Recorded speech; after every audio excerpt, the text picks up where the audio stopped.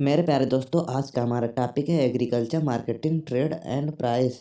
इसे हिंदी में कहते हैं कृषि विपणन एवं व्यापार मूल्य।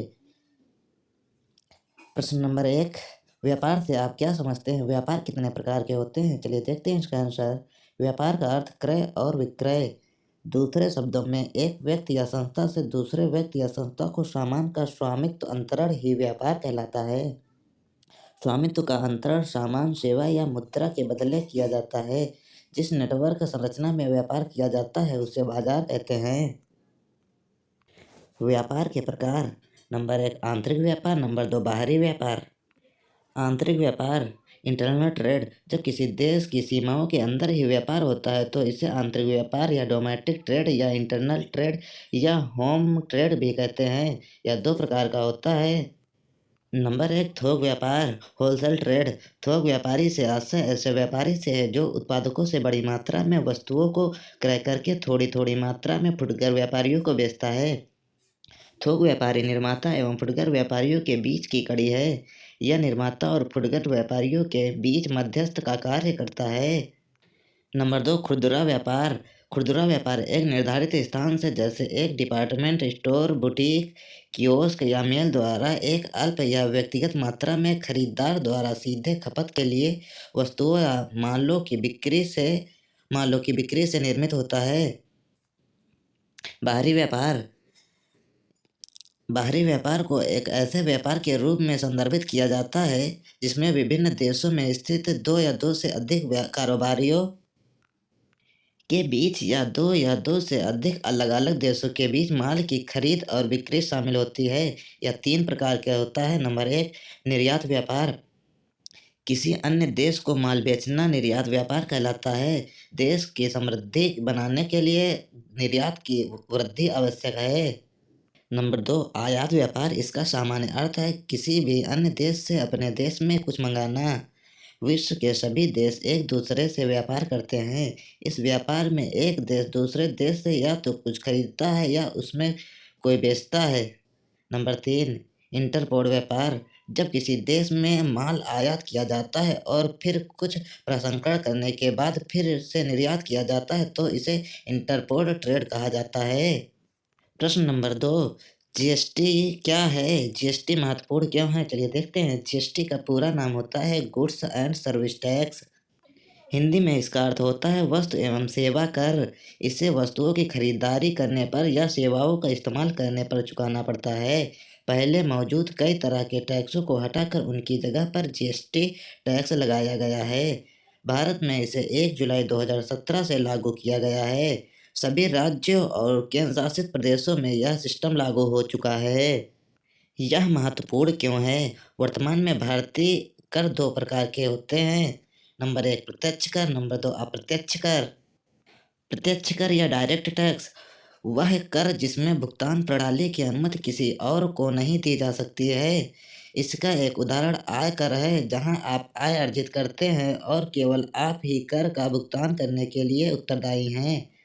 नंबर अप्रत्यक्ष कर। अप्रत्यक्ष करों के मामले में टैक्स की भुगतान प्रणाली किसी अन्य व्यक्ति को दी जा सकती है। इसका मतलब यह है कि जब दुकानदार अपनी बिक्री पर वैट देता है तो वह अपने ग्राहक को देयता दे सकता है।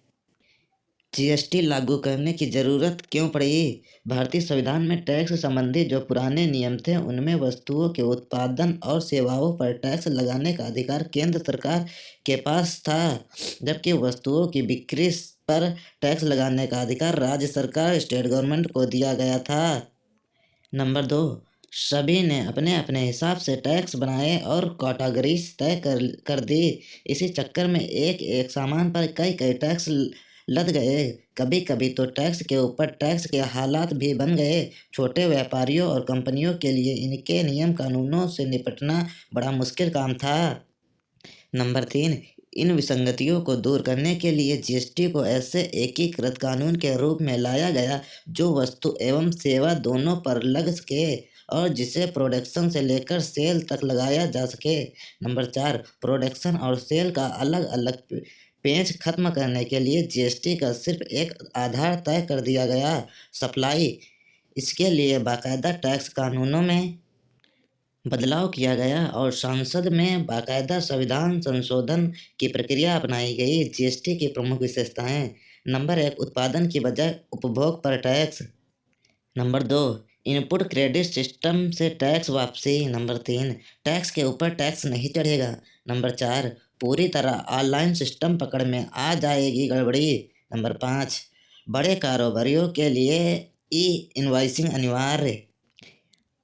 1 अक्टूबर 2022 से सभी ऐसे कारोबारियों के लिए ई इनवॉइसिंग अनिवार्य कर दिया गया है जिनका सालाना टर्नओवर 10 करोड़ रुपए है। नंबर 6, टैक्स रेट पर मनमानी नहीं। जीएसटी 4 प्रकार की होती है। CGST central goods and service tax. अगर कोई सौदा लेन देन एक ही राज्य के दो पक्षों कारोबारियों के बीच हो रहा है तो केंद्र सरकार के हिस्से के रूप में सीजीएसटी को चुकाना पड़ता है। Number 2, SGST state goods and service tax. अगर कोई सौदा लेन देन एक ही राज्य के दो पक्षों कारोबारियों के बीच हो रहा है तो उस राज्य सरकार के हिस्से के रूप में एसजीएसटी चुकाना पड़ता है। नंबर 3, यूटीजीएसटी या यूजीएसटी union territory goods and service tax. अगर कोई सौदा लेन देन किसी केंद्र शासित राज्य यूटी के दो पक्षों कारोबारियों के बीच हो रहा है तो उसे केंद्र शासित राज्य के हिस्से के रूप में यूटीजीएसटी चुकाना पड़ता है।